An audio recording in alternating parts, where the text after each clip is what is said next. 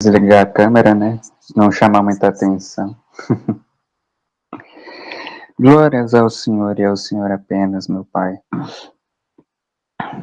Somos gratos ao Senhor, Pai. Obrigado por mais este dia, Pai. Obrigado pelo bom ânimo que o Senhor tem nos dado para fazermos as nossas atividades do nosso cotidiano, Pai. Por termos bom ânimo, meu Pai, para nos permanecermos firmes no Senhor do nosso dia a dia, mesmo vendo tanta maldade, meu Pai, mesmo escutando tantas notícias ruins e difíceis de coisas ruins e perversas, meu Pai, que ocorrem ao nosso mundo, ao nosso redor, Pai.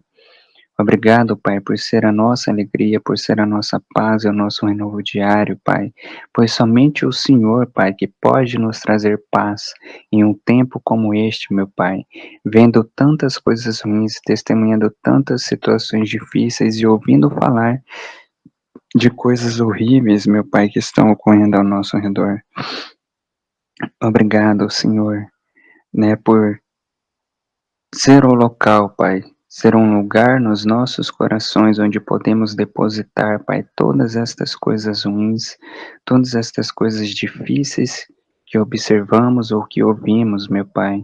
Obrigado, Senhor, por nos permitir nos achegar diante do Teu trono da graça, Pai, para depositarmos diante dos Teus pés, Senhor, tudo isto que o mundo tem lançado sobre nós e tem nos sobrecarregado, Pai. Por isso nos achegamos diante de Ti neste momento, em mais esta noite, em mais este encontro, em mais esta aula do Pastor Lucas, Pai. E colocamos tudo e todos diante dos Teus pés, Pai, para que venhamos estar com a nossa mente vazia, para que venhamos estar com os nossos corações descansados no Senhor, Pai, para que as nossas mentes venham estar inteiramente focadas em Ti, neste momento presente, Pai, sem fragmentação, sem pensamentos aleatórios, meu Pai, sem preocupações, mas sim que venhamos estar leves no Senhor neste momento, Pai.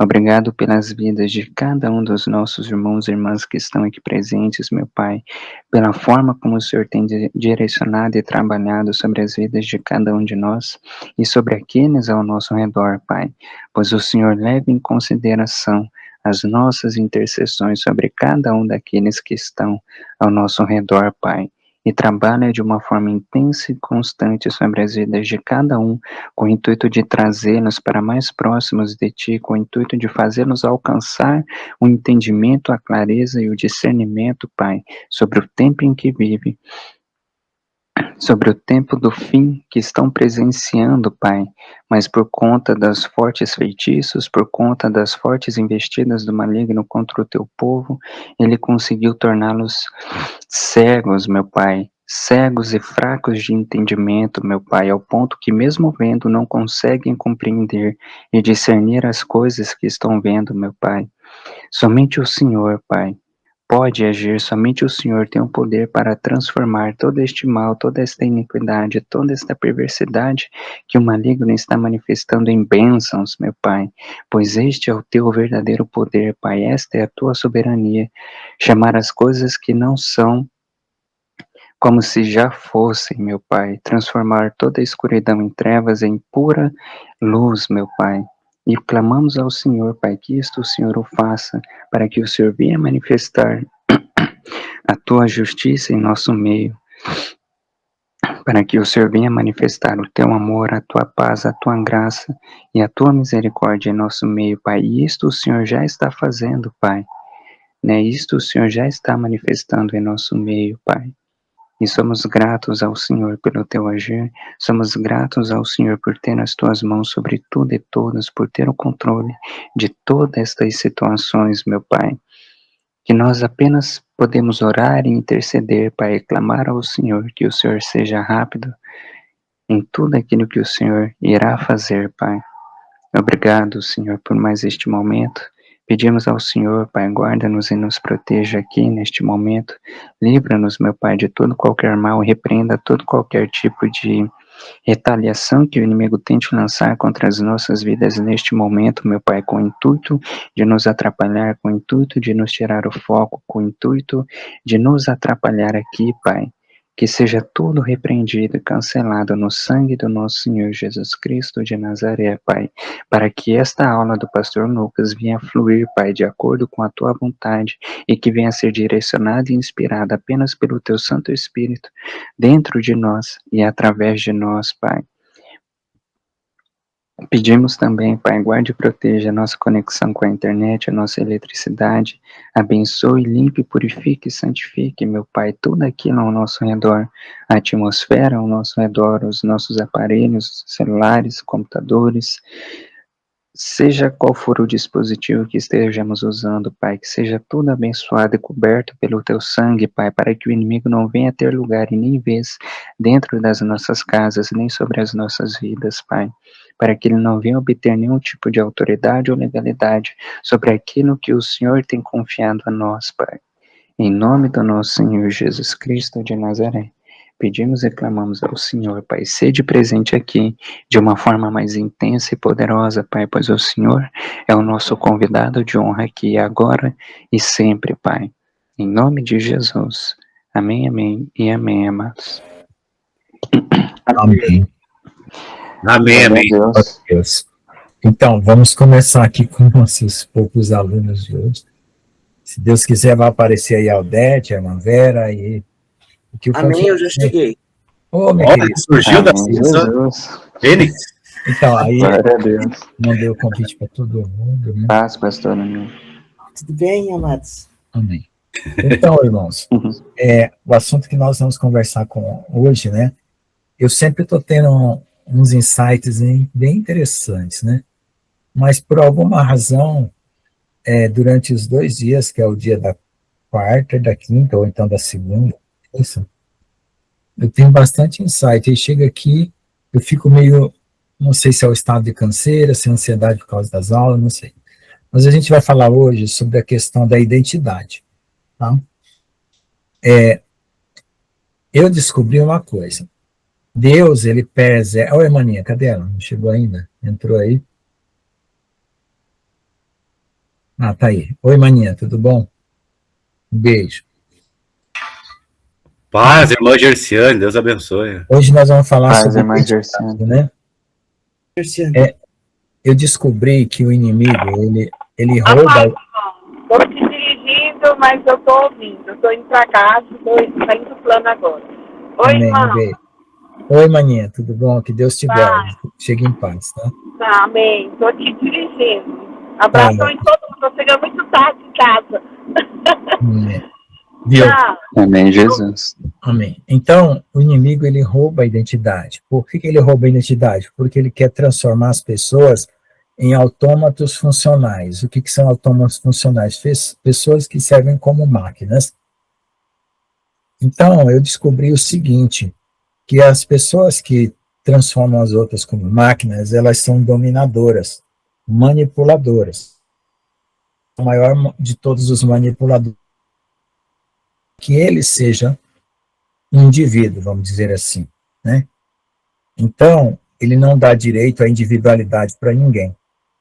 E eu percebi também que o ensino de algumas igrejas e alguns pastores seguem esse também questão de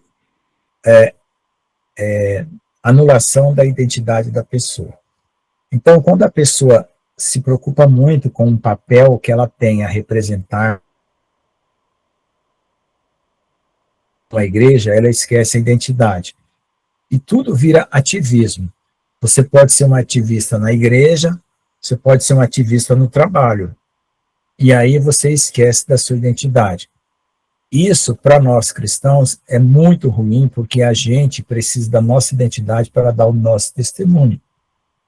Porque o nosso testemunho vem através da nossa identidade. É claro, fé, comunhão com Deus, mas eu quero dizer que Deus nos trata como pessoas e não como objetos.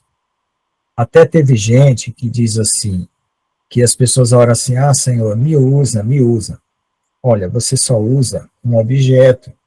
Então, essa oração, me usa, está errada, né? O que a pessoa deveria fazer? Deveria pedir um relacionamento íntimo com Deus, para que na relação com Deus, você manifestasse o amor dele. Por quê? Porque você sendo um indivíduo que ama, naturalmente o amor vai fluir. Então, quando você quer ser usado, é como se você fosse um funcionário que quer cumprir um papel, né? Papel de pregador, papel de profeta, papel de pastor e assim por diante. Então, não é isso que a gente quer. Então, como eu já falei uma vez aqui, primeiro você tem que ser para depois fazer. Quando você inverte essa ordem, você vira um ativista religioso e você começa a aprender a manipular, porque aí a sua comunhão com Deus, ela só vai funcionar quando você estiver fazendo a sua função. Quando você não estiver cumprindo a sua função, você estiver em outra função, você vai perder a comunhão, porque você confunde a sua identidade com a sua função dentro da igreja, com a função espiritual ou função sacerdotal, ou sei lá, função social. A outra coisa é que, às vezes, as pessoas têm uma certa lucidez. O que é lucidez? É saber distinguir as coisas, mas isso não as torna maduras. Lucidez é um estado de consciência aberta, mas a imaturidade é uma coisa que vem lá do íntimo. E o que dá para perceber é que, antigamente, por exemplo, eu vou dar um exemplo de vida meu, eu achava que o inconsciente era a coisa menos importante que eu deveria me preocupar. Que todas as minhas ações conscientes, elas deveriam ser aquilo que era mais importante. Depois eu percebi que, sem querer, eu estava começando a fingir, usando o meu consciente, ou seja, a minha natureza carnal estava mandando para o meu consciente de onde vinha. Quando eu comecei a examinar o meu inconsciente, eu comecei a perceber que Deus, ele vai julgar muita coisa pelo nosso inconsciente. Por quê? Porque o nosso inconsciente está diretamente ligado ao coração. Então, um inconsciente e um coração contaminado faz toda a diferença em relação às suas atitudes. Então, Deus, ele quer mudar o nosso inconsciente. E eu associei o inconsciente ao coração e ao ego. Por quê? Porque eu percebi que quando a carne, o coração se associa à carne, tudo que está depositado na carne, que é o inconsciente da carne, vai se manifestar de uma forma incontrolada. E então, o coração fica perturbado. O coração, ele não é um coração pleno, liberto. E a gente tem que pensar nisso, por quê? Porque Deus quer que nós tenhamos uma atitude livre, espiritual. E aí é onde está o aprisionamento de todas as pessoas, que é no coração. Então, como o irmão Gustavo falou, existem situações na nossa vida de tristeza, de mágoa, de angústia, de frustração, né, que fragmentaram a nossa mente, até de traumas. Desculpa. Essa fragmentação da mente, ela deixa a nossa mente presa no passado em algum ponto, em alguma geografia, no lugar que você viveu, na casa que você morou, na infância, em algum lugar. E você não está de corpo presente, como diz, né? Por inteiro na sua vida. Tem pedaços de você espalhado ao longo da sua história. Então, eu já falei aqui que uma oração muito importante você fazer é para Deus compor o seu ser através de uma reintegração da sua alma. Nessa reintegração da sua alma, Pai do Senhor Jesus, irmão Lucineia, nessa reintegração da sua alma, você vai readquirir o seu poder de decisão. Por quê? Porque quando a carne domina, ela praticamente anula o seu poder de decisão. Você é afetado, porque paixão é o contrário da ação. Ação é aquilo que você faz, paixão.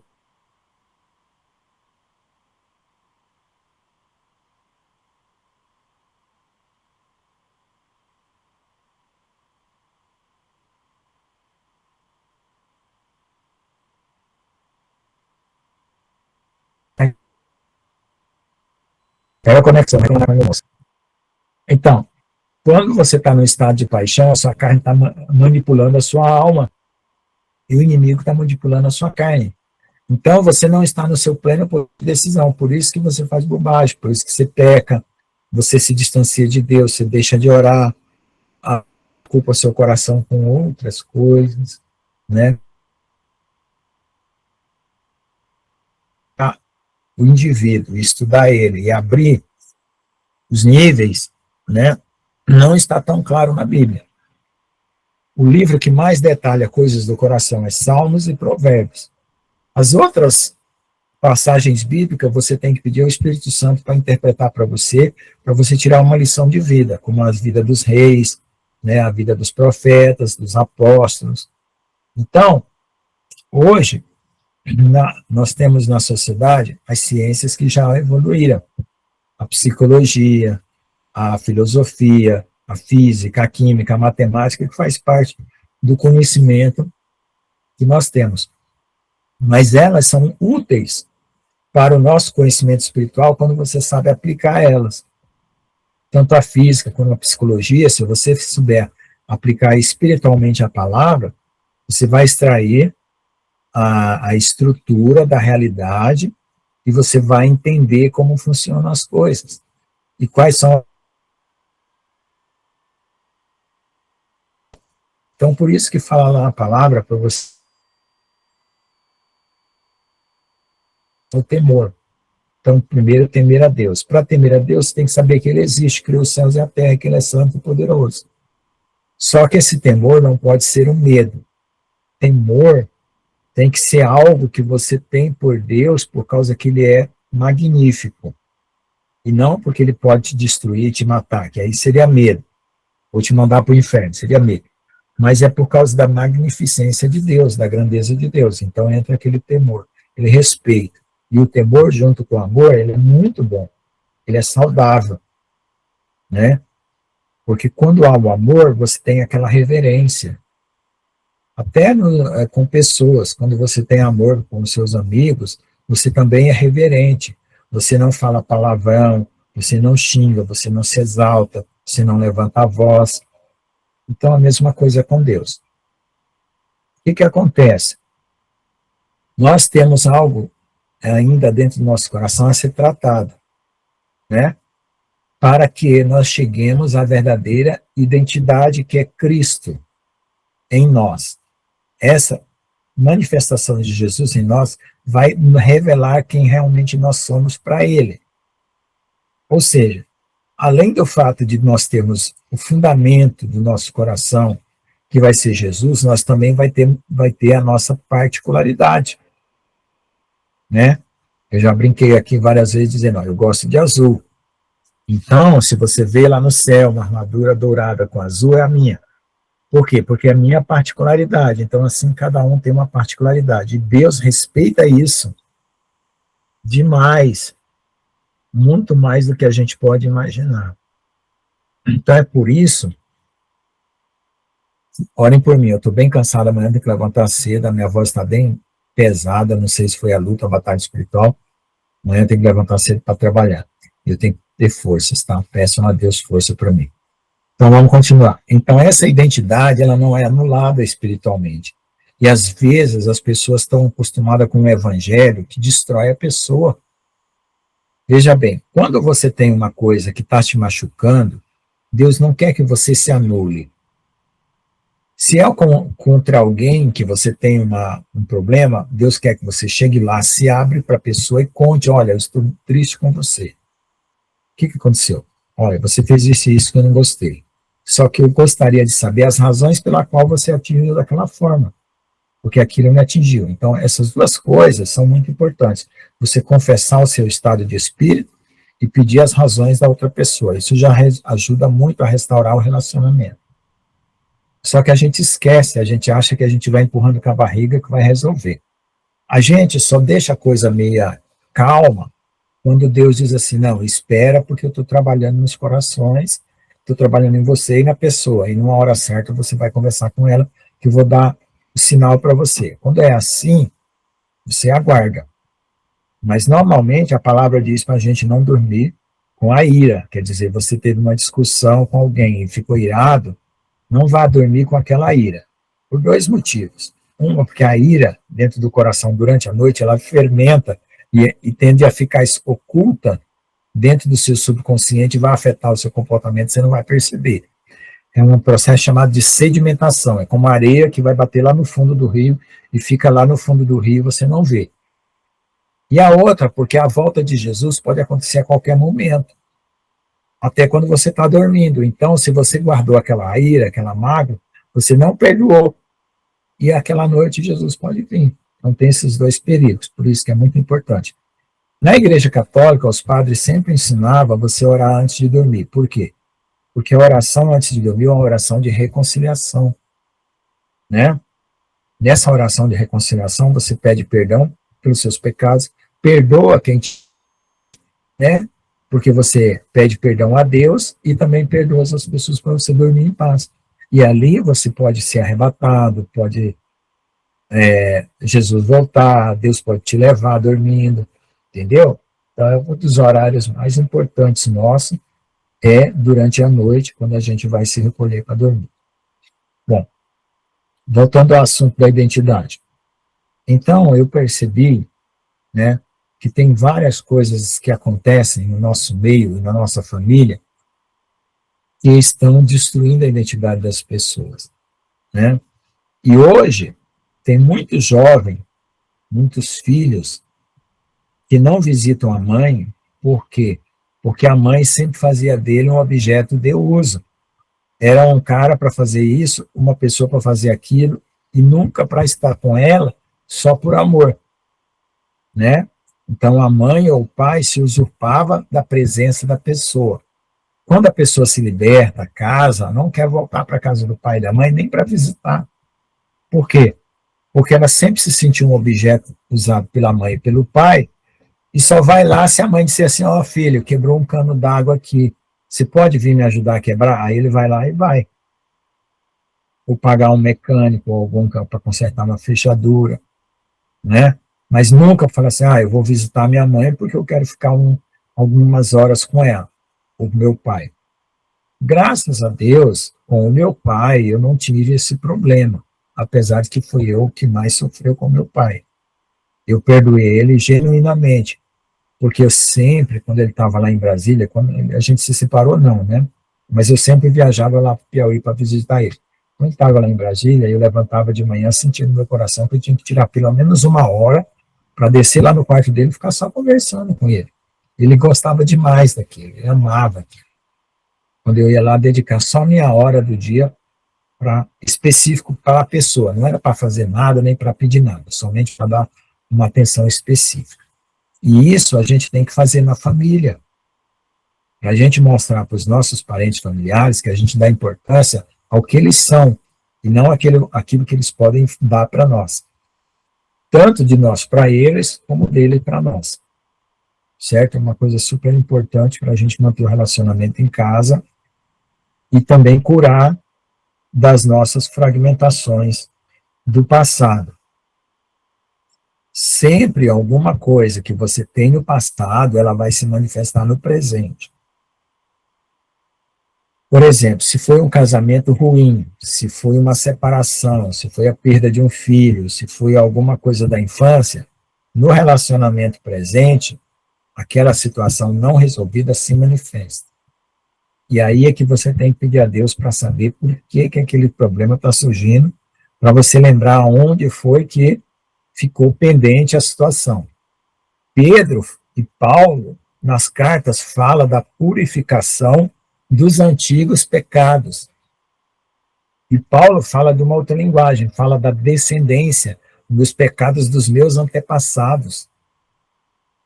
Aí por isso que surgiu a doutrina de cura interior, por causa desses versículos. Purificação dos antigos pecados é Pedro, e pecados dos meus antepassados é Paulo. Mas o que é? O que é o antepassado? É aquilo que você sofreu, influência familiar também, mas naquilo que você viveu na infância, ou na adolescência, antes de você chegar à fase adulta, se emancipar e ter a sua própria família. Então, às vezes, tem coisas lá ocultas, né, que você precisa tratar para você extrair a sua identidade. Porque nós estamos numa caminhada agora onde que tudo que você fez a vida inteira vai definir você agora. Porque o mundo vai se dividir só em dois tipos de pessoas. Não pense que vai ter um monte de gente mais com todo tipo de coisa. Não, só vai ter dois tipos de pessoas. Aqueles que estão seguindo a Jesus e vão para o céu, e aqueles que vão seguir o inimigo e vão se tornar cada vez mais parecido com os demônios. Ou você vai se tornar parecido com os anjos, ou as pessoas, né, vão se tornar parecidas com os demônios. É só isso que vai acontecer agora, no final dos tempos. Então, como nós estamos nos preparando para enfrentar os 3 dias brotar o filho varão, a gente precisa render a Deus todas essas coisas, fazer um levantamento, orar, porque se Deus vai fazer uma faxina muito profunda nos 3 dias de escuridão, quanto mais antes você liberar o seu coração de coisas antigas, melhor você vai se sair. E mais apto você vai estar para ser usado por Deus. Né? Eu use a palavra usado, mas quero dizer que você vai manifestar o seu conteúdo por amor às pessoas. Né? Vamos falar dessa forma. Então, essa é a primeira parte da nossa conversa de hoje. Né? Começamos às 8h30, são 8h57, 27 minutos de conversa. Então, depois eu faço a segunda parte. Alguém quer comentar alguma coisa sobre essa questão de identidade? Pode ficar à vontade.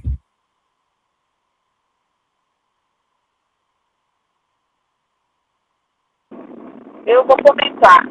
Realmente, é para isso que o mundo está caminhando mesmo. Olha, até no serviço mesmo, a gente se sente engessado, sabe?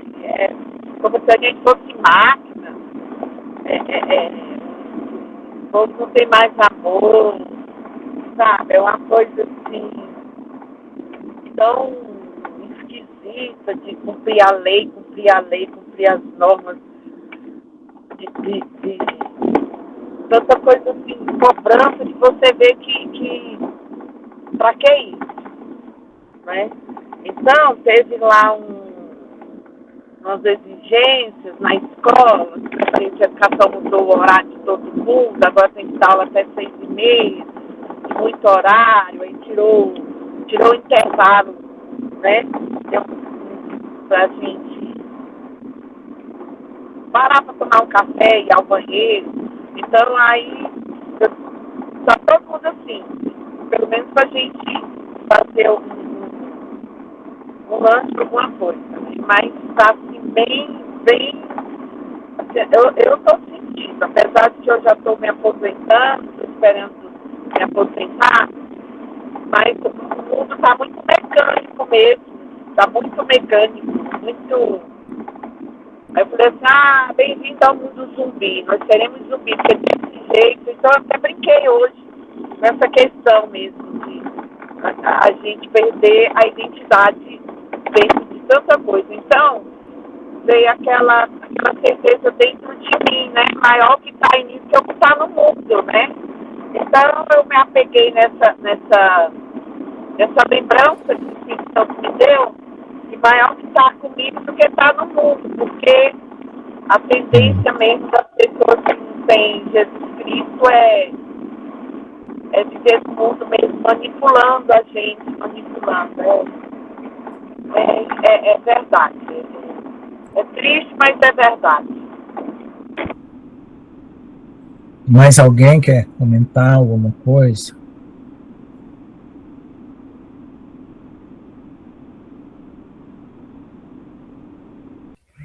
Eu quero. Ali, naquela parte ali que o senhor estava falando dos fragmentos, os fragmentos, eles ficam, é muito real isso, realmente, os filhos, da forma que eles foram disciplinados na infância, na adolescência, assim eles levam para a vida toda. Eles realmente só vão até os pais quando os pais falam daquela forma alguma coisa e dispara um gatilho mental, essa questão de fragmentos. E a gente precisa quebrar esse tipo de condicionamento que a gente Programação. que a gente acaba esse condicionamento mental. E quando o senhor fala aqui de fragmentos que ficaram, qualquer dia desses também, eu sei que não é assunto de repente para essa aula, mas a gente precisa também, além de quebrar essa questão desses fragmentos, a gente precisa quebrar fragmentos sexuais, que também foi levado para a nossa vida. Esse fragmento sexual é da mesma forma. São fragmentos, as pessoas, quando você teve alguns parceiros, e como o pastor Lucas fala,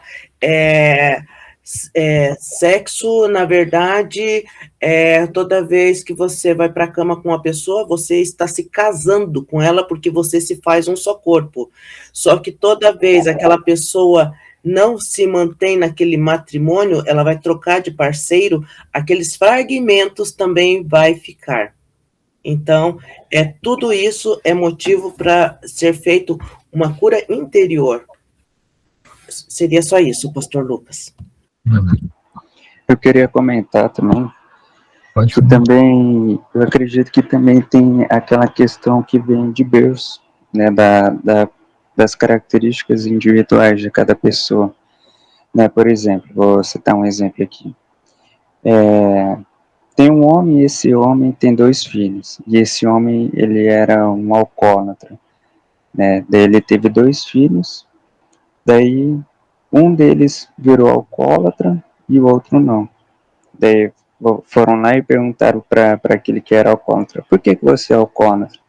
Ele vai lá e responde: porque o meu pai era alcoólatra. Daí vão lá e perguntam para o outro: por que você não se tornou um alcoólatra? Ele vai lá e responde: porque o meu pai era alcoólatra. Né? Então eu acredito que tem algumas questões que eu acredito que é de cada indivíduo, sabe? Por exemplo, antes mesmo de eu me converter, eu aprendi muita coisa com meu pai, mas aprendi porque eu via ele fazendo e eu olhava para aquilo e falava: eu não quero isso para mim, eu não quero agir dessa mesma forma como ele está agindo, né?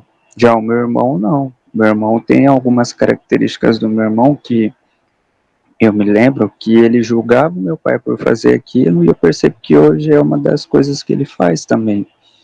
Às vezes, talvez sem nem mesmo perceber isso, né? Por isso que às vezes eu até brinco com ele, né? Às vezes, em vez de chamar ele pelo nome, eu chamo ele pelo nome do meu pai, né? Mas assim, acho que é uma questão de cada indivíduo isso também, né? Sim, é verdade. Na verdade, é o seguinte: existe uma bênção que a gente recebe no nascimento, sei lá, no útero da mãe, que dá uma certa autonomia para você escapar de algumas coisas. Tem outras pessoas que, por algum motivo, se tornam mais passivas, né? Elas aceitam essa natureza humana sem questionamento, e se uma pessoa influenciou elas daquela forma, elas não reagem àquilo, simplesmente elas seguem, né? Isso dá para ver na família. Agora, alguém mais vai comentar? Eu não quero ter ansiedade nenhuma para eu entrar na outra parte.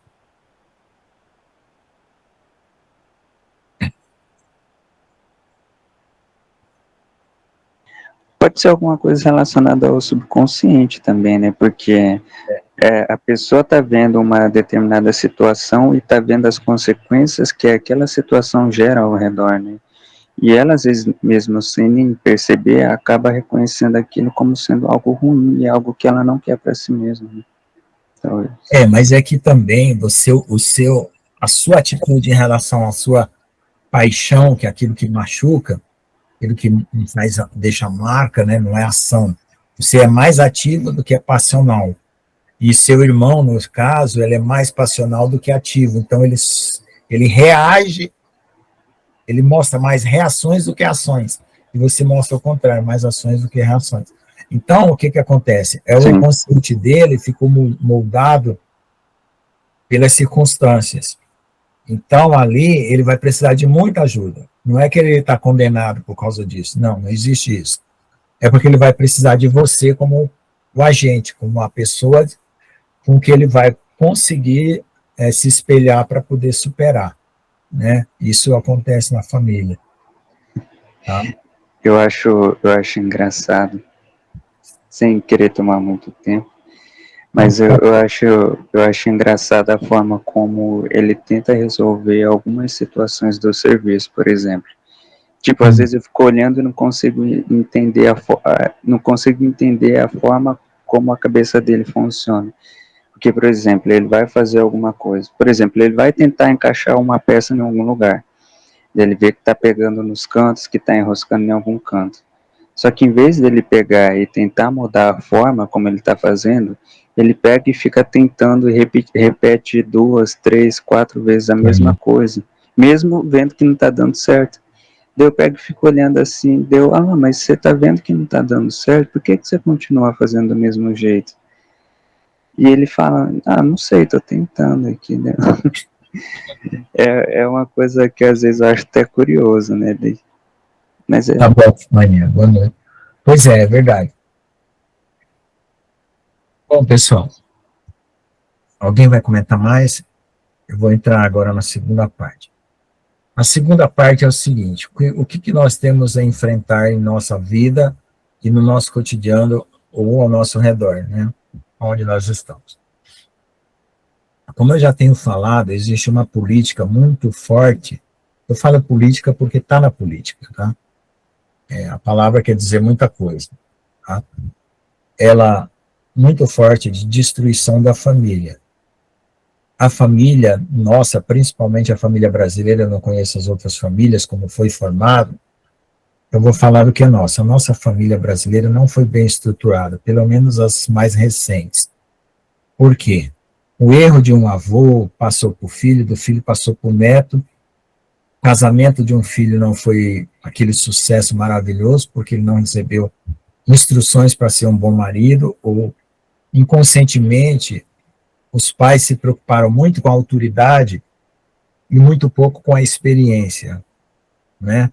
Em transmitir verdadeiras experiências maduras para a vida. Então, muitas famílias, os pais estão muito preocupados com faça isso, eu sou seu pai, e não sei o quê, eu que mando nessa casa, você tem que me respeitar, sempre são palavras de ordem, e poucos são avisos sobre as circunstâncias que a pessoa vai falar, vai passar. Então, eu senti muita falta disso. Por quê? Porque, por exemplo, eu acabei me deparando com coisas que eu falava assim, poxa, mas como resolve isso?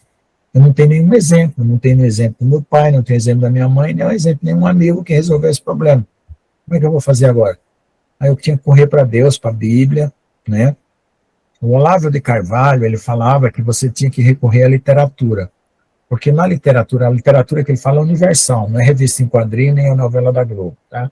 É a literatura universal. O que é a literatura universal? São homens de Deus que não escreveram só a Bíblia, né? Porque nós temos os profetas, os apóstolos, homens inspirados por Deus que escreveram as suas histórias ou escreveram romances que dão uma lição de vida. E são cristãos, por exemplo, Dostoiévski, Tolstói, né? Victor Hugo, tá? Victor Hugo, na sua obra lá do... Como é que é o nome daquela obra lá? Agora não me lembro.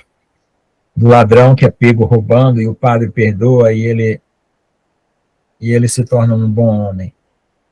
Nessa obra, ele tenta resgatar a verdadeira identidade do ser humano, independente das circunstâncias. Então, é uma obra literária que tenta responder uma pergunta crucial. Então, toda literatura boa, ela faz uma pergunta e tenta dar uma resposta através daquela história. O que as novelas da Globo fazem? Nenhuma pergunta, põe um monte de confusão e não dá resposta para nada, é só traição, safadeza e malandragem. Então, não vale a pena assistir nada dessa categoria. Então, isso não é literatura. E a própria Bíblia é uma literatura universal, porque nela contém todas as características de todos os personagens possíveis do homem na Terra, desde o mais perverso, como Caim ou Judas. Pastor Lucas, Amém. é os miseráveis. Os miseráveis, isso, obrigado. Então, a palavra miserável, só para fechar o assunto do Vitor Hugo, quer dizer, qual era o estado que as pessoas viviam? Estado de miseráveis. E ele pegou um dos miseráveis, né, que estava roubando para poder vender para comer, e o padre vê que ele estava com aqueles castiçais e a polícia pega ele, e ele diz, não, eu dei de presente para ele, só que não era verdade. E aquela atitude do padre de não imputar nele o pecado do roubo e reconhecer que ele era um miserável, faz com que ele se torne uma pessoa idônea. E aí ele adota uma garota e ele fica protegendo a vida inteira aquela menina, e ele se enriquece, e fica muito forte, e tem um policial que fica perseguindo ele a vida inteira, né, para provar que ele é um bandido, só que ele não consegue provar.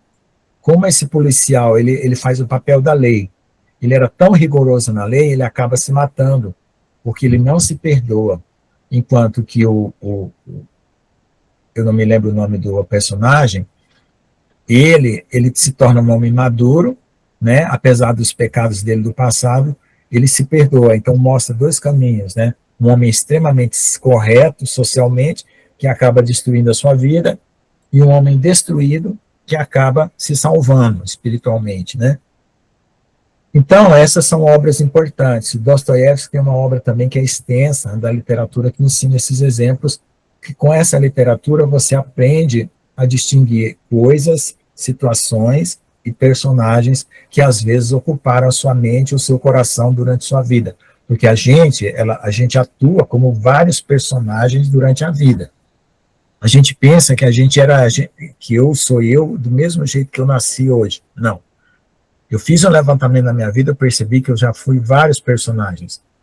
Personagens o quê? São pessoas distintas, fazendo coisas de maneira diferentes, em ocasiões diferentes. Mas qual é a situação que está aí? Que eu sou sem caráter? Não. Na verdade, eu estou buscando o meu caráter definitivo.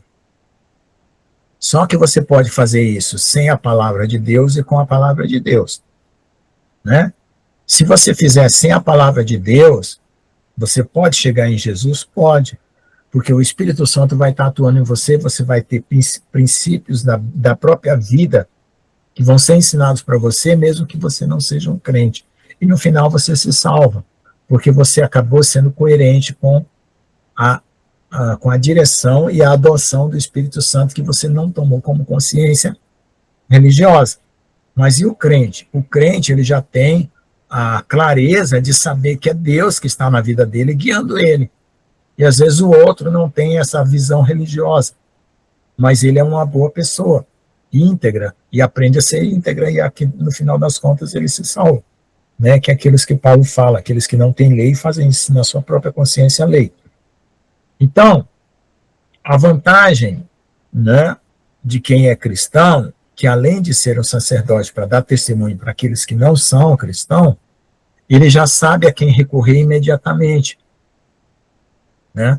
Porque tem a Bíblia, tem às vezes um pastor, ou tem a própria comunhão com Deus, que é o principal de todos, né? Agora vamos falar sobre a questão de pecado. O que dá para perceber no síntese de tudo, quando Deus for fritar todos os ovos na frigideira, vamos falar assim, que as pessoas que vão ser condenadas são aquelas que não aceitaram o senhorio que Deus estabeleceu para a vida no universo por meio de Jesus. Ou seja, eu falei de ontologia, que é os seres espirituais que regem as coisas, e a epistemologia, que é a realidade que esses seres produzem. Então, Deus estabeleceu um eixo ontológico, ele, Jesus, o Espírito Santo, os anjos, a igreja e tudo, e o povo. E Satanás não quis saber nada disso, então ele quis criar um outro eixo ontológico, que é o eixo que ele é o Deus. E os demônios, os anjos caídos, são como se ele tentasse criar uma realidade paralela. Então, as questões de pecado vão ser resolvidas no nível de você escolher a quem você quer, de fato, servir e adorar como Deus. O que você fez no processo, né, tanto pode ser usado para salvar como para condenar, né? Mas ela não define a situação se você tomar uma escolha errada. Então, a alma que se perde é a alma que amou o senhorio de Satanás, certo? Que se identificou com as trevas, vamos dizer assim. E a alma que se perde, né? E a alma que se salva, acho que eu falei o contrário, a alma que se perde, né? A alma que se salva é aquela que se identificou com o senhorio de Cristo, ou seja, não quer alterar a ordem da natureza. E hoje nós estamos com pessoas desafiando Deus na ciência, né, na política, na religião, na sexualidade, em tudo. Ou seja, pessoas tentando alterar a ordem daquilo que Deus estabeleceu. Mesmo que essas pessoas tentem fazer essa alteração, Deus ainda pode curá-las e reverter, o pior que tenha sido, como o caso da filha da Gretchen. Não é o problema. O problema é quando ela abandona, ou quando qualquer pessoa, né, abandona Deus para ir para outro, como fez Caim. Né? Não foi o pecado de Caim que o condenou por ter matado seu irmão, porque quantas pessoas mataram depois de Caim e mesmo assim foram salvas, até o próprio Davi. Né? Não é o pecado de ter matado, é o fato de, apesar de ter matado, abandonou o senhorio de Deus, o senhorio de Cristo sobre a vida dele, ou seja, foi viver num outro eixo ontológico, né, que não é o da eternidade, e por isso caiu em condenação. Então, basicamente é isso. Então, quando a gente encontrar pessoas fragmentadas, além de você ter que ensinar para elas o tratamento que elas precisam ter sobre o resgate de si mesmo, vocês precisam levar elas dentro do Evangelho para o eixo ontológico de Jesus, que é o Senhor e Salvador, porque aí você vai estar fundamentando elas no verdadeiro alicerce. O que as igrejas estão fazendo? Estão abandonando esse eixo ontológico, que inclui a salvação, inclui a condenação, porque Deus é justo, então você tem que reconhecer que Deus é justo, né? Se você querer, não, eu aceito porque Deus é bom, é maravilhoso e tal, mas tem que entender a parte da justiça dele também. Não você fica um crente falsificado. Então, quando a pessoa aceita perceber a sua própria história para se deixar trabalhar por Deus e pela igreja, através de pessoas que querem realmente ajudar, e encontra esse fundamento, elas são salvas. Quando elas ficam apegadas a homens, ou vão para o lado do diabo, como os satanistas ou outros perversos, aí pronto, não tem o que fazer, né? Já que foi uma escolha deliberada. Então, veja só, mesmo alguns satanistas e alguns perversos não estão tendo essa escolha tão deliberada assim, por isso que Deus não vai achar. Tá? Eles são ímpios por algum estado temporário, até Deus fazer uma obra. Então, ele precisa de nós, como seres que vão testemunhar, mesmo com dor e sofrimento, por causa que o inimigo não vai deixar o resgate daquela alma ser uma coisa fácil. Então, aquela pessoa que está sendo usada para resgatar um satanista, um bruxo, alguém, vai sofrer ataques. Como nós também sofremos ataques quando nós queremos resgatar nossa própria família, né? Só com níveis diferentes. Tá? Então, é o seguinte, e o que é esse eixo ontológico do Evangelho? O eixo ontológico do Evangelho leva em conta tudo que Deus é, como amor, como misericórdia, como justiça. Não pode partir Deus no pedaço que é só gostoso, né? Como Jó disse, né? Se eu aceitei o bem de Deus, também eu devo aceitar o mal. Que aí prova a verdadeira fé. A verdadeira fé não está em ficar feliz só quando tudo está feliz. A verdadeira fé é que você fica feliz mesmo que nem tudo esteja feliz, né? Então, para fechar o assunto, né? Essa questão que as pessoas levam sobre as outras um peso muito grande de que os pecados delas são ou imperdoáveis, ou irrecuperáveis, não é verdade. Porque o pecado mais imperdoável que teve, né, Deus deu uma chance. A própria pessoa foi que não quis, certo? Que foi o pecado de Satanás. Então, por que Deus se preocupa muito com o orgulho? Porque o orgulho é a semente que desloca o eixo ontológico para outra pessoa. Por exemplo, Satanás deslocou o eixo dele, de Deus, para ele mesmo. E o que é a idolatria? A idolatria é um desvio, ou ontológico ou epistemológico. Você tira o ser de Deus para fazer Deus outro ser. Então você tira a glória de Deus. E, consequentemente, a realidade que você vai viver é diferente da realidade que Deus criou. Por isso que fica um deslocamento ontológico e um deslocamento epistemológico, né? Que é as duas coisas, porque o ser cria a realidade, então o diabo também cria uma realidade. Quando a pessoa está dentro de uma realidade falsificada, provar que focinho de porco não é tomada, ó, é um Deus nos acuda. Por isso que é o pecado da idolatria e da prostituição, você não enfrenta, você foge, porque ele se apega intimamente na alma da pessoa. E para sair daquilo, é com muito jejum e oração, como o próprio Jesus falou, né? Há espíritos, né? E sai com muito jejum e oração.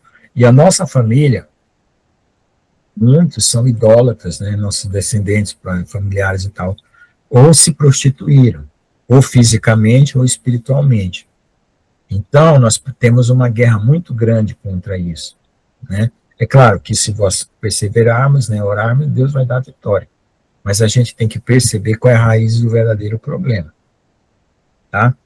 Porque é o fato de que o consciente delas engana elas falam de Deus, elas fazem orações, pegam um terço para rezar, mas é só a manobra do consciente, não uma limpeza do inconsciente.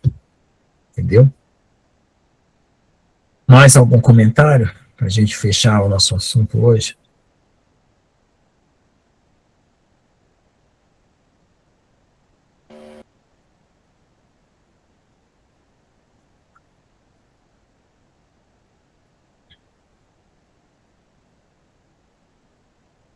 Se alguém quiser perguntar sobre problemas específicos que tem na família também, né? A gente puder ajudar.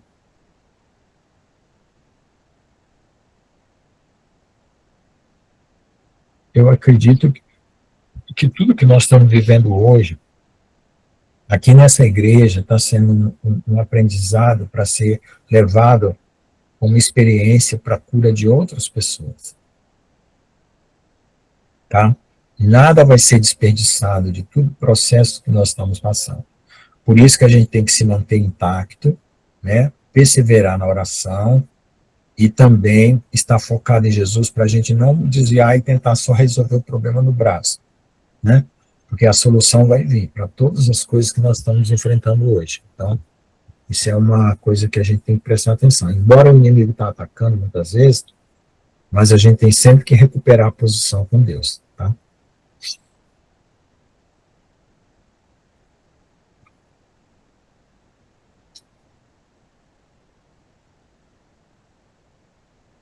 Bom. Uma coisa que eu acho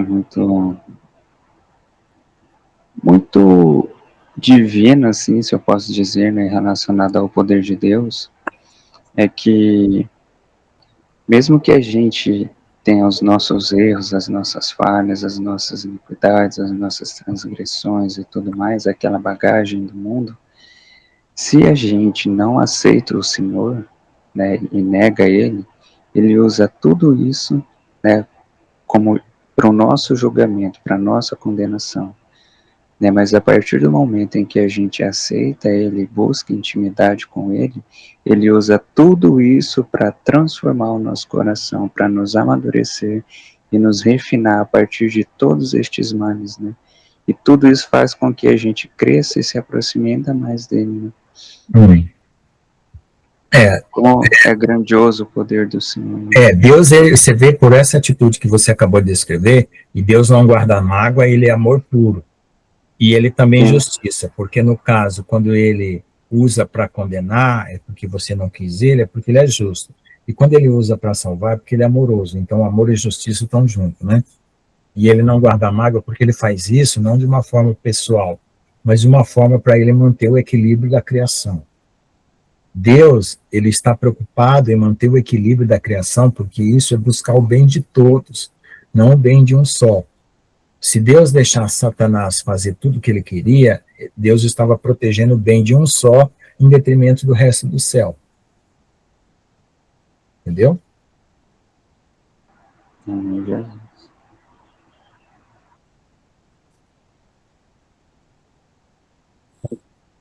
Então tá bom, vamos orar, gente. Depois, se vocês estiverem aí meio preocupados com a gravação, eu desligo a gravação, vocês se soltam mais, tá? Vamos orar para agradecer. João Batista, pode agradecer o Aldete, que estiver por aí. Só para a gente fechar o vídeo, já tem uma hora praticamente, né? Eu voto na Aldete. Eu também voto no Aldete. Eu amo as orações do Aldete.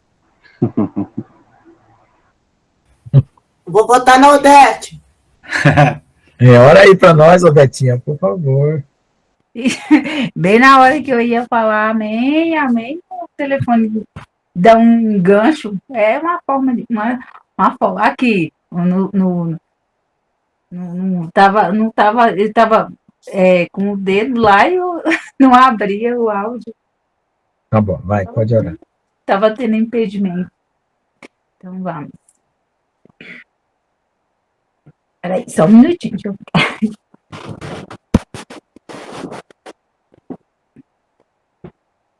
Vou me ajoelhar aqui, porque vou ajoelhar, orar mais de joelho. Senhor, meu Deus e meu Pai, nosso Deus e nosso Pai, nós te louvamos, Pai, todos nós aqui que estamos reunidos no Teu nome, Pai, nessa reunião. Te louvamos e bendizemos o nome do Pai, do Filho e do Espírito Santo. Te agradecendo, o Pai, o Filho e o Espírito Santo por todo o ensinamento, por todo o conhecimento que o Senhor está dando, Senhor, nesses últimos dias, Senhor, através dos teus atalaias, através dos teus filhos que o Senhor tem levantado, Pai, através do pastor Lucas, dos pastores, Senhor, de cada um deles, Pai. Muito obrigada. Senhor, obrigado porque o Senhor abriu nossa mente e o Senhor vem trazendo coisa nova, Senhor, para nos guiar nesses últimos dias, tirar as vendas dos nossos olhos, como o Senhor falou na sua palavra. E o Senhor ia tirar as vendas dos nossos olhos. Muito obrigada, Pai. Muito obrigada ao Filho e ao Espírito Santo. Pai, neste momento eu quero te pedir, Pai, que o Senhor venha colocar teus anjos em cada um do lado dos irmãos, Pai, que aqui está reunido, Pai, no teu nome. De cada um deles, Pai, que participou, da sua família, dos seus parentes, Pai, que o Senhor venha proteger, Pai, em nome de Jesus. Abençoa grandemente a vida do pastor Lucas, Pai, da sua filha. Toma ela nas tuas mãos, Pai. Esteja com a tua filha também, Pai. Em nome de Jesus, abençoa ela, Senhor, em todas as áreas da sua vida, Pai. Abençoa o pastor Lucas no seu setor de trabalho ali, Senhor, naquela universidade, que o Senhor esteja com ele. Usa a boca dele, Pai, no momento certo, na hora certa, Pai. Em nome de Jesus, para resgatar essas almas das trevas, através do teu filho, Pai, que o Senhor levantou. Usa também grandemente o irmão Gustavo, Pai. Abençoa teu filho, Senhor, no seu local de trabalho. Abençoa as obras da sua mão. Usa também a boca dele, Senhor, grandemente, Pai. Para ganhar, Senhor, as almas, Pai. Para desfazer, Senhor, o poder das trevas através das palavras que ele vai dizer, Senhor, com autoridade. E seja desfeito todo o mal. Em nome de Jesus, Pai. Usa teu filho como atalaia, Pai. Por onde ele andar, Senhor, em nome de Jesus. Abençoa também a pastora Nilva, Senhor, a tua filha, Senhor. Onde ela estiver, Senhor, alguém que ligar para ela, alguém que pedir, ou onde ela for, Senhor, também o Senhor use ela, Senhor, tremidamente, como o Senhor tem usado, mais e mais ainda. com autoridade e poder, desfazendo as obras do mal e resgatando as almas para ti, Pai.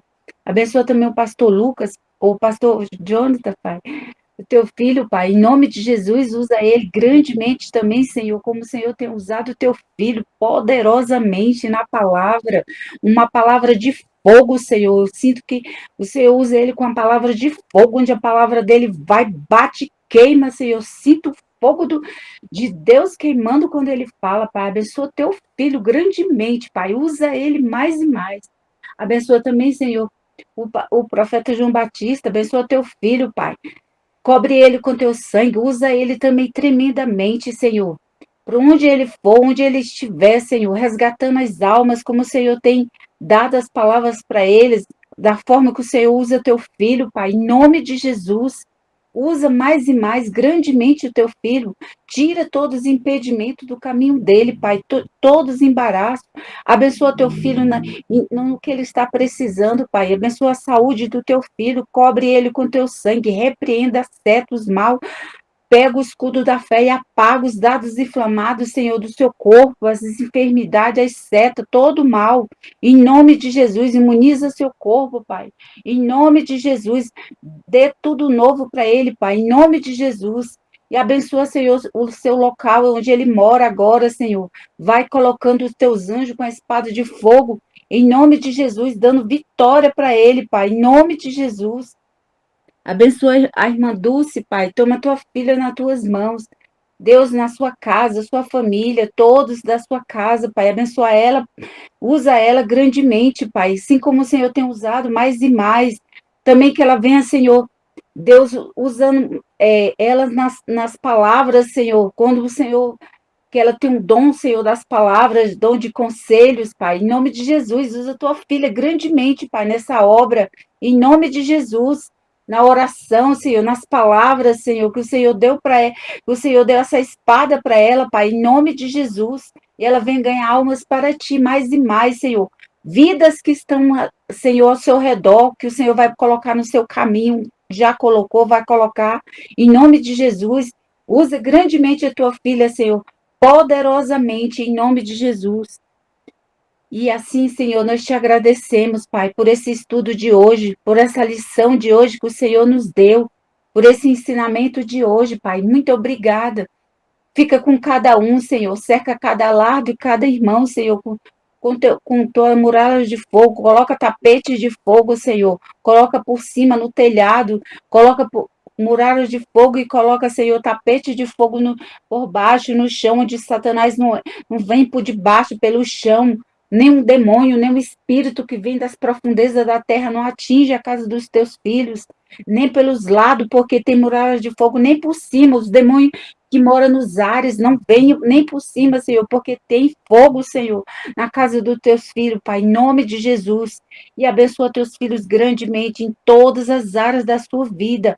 Pai, em nome de Jesus, provê, Senhor, na vida daqueles que estão necessitando, onde eles estão precisando, Senhor, na área que eles estão precisando dessa bênção, Pai, em nome de Jesus. Senhor, conhece os teus filhos, Pai, em nome de Jesus. Eu te peço agora que o Senhor venha suprir, Pai. Eu não conheço, não sei das necessidades, do que os teus filhos estão precisando, mas o Senhor disse que tudo que a gente quiser como filho, é só a gente pedir para ti, está na tua palavra, Pai. Está na tua palavra isso que o Senhor disse para nós, é só nós pedirmos que o Senhor nos dá. E agora eu estou te pedindo pelos teus filhos, Pai, em nome de Jesus.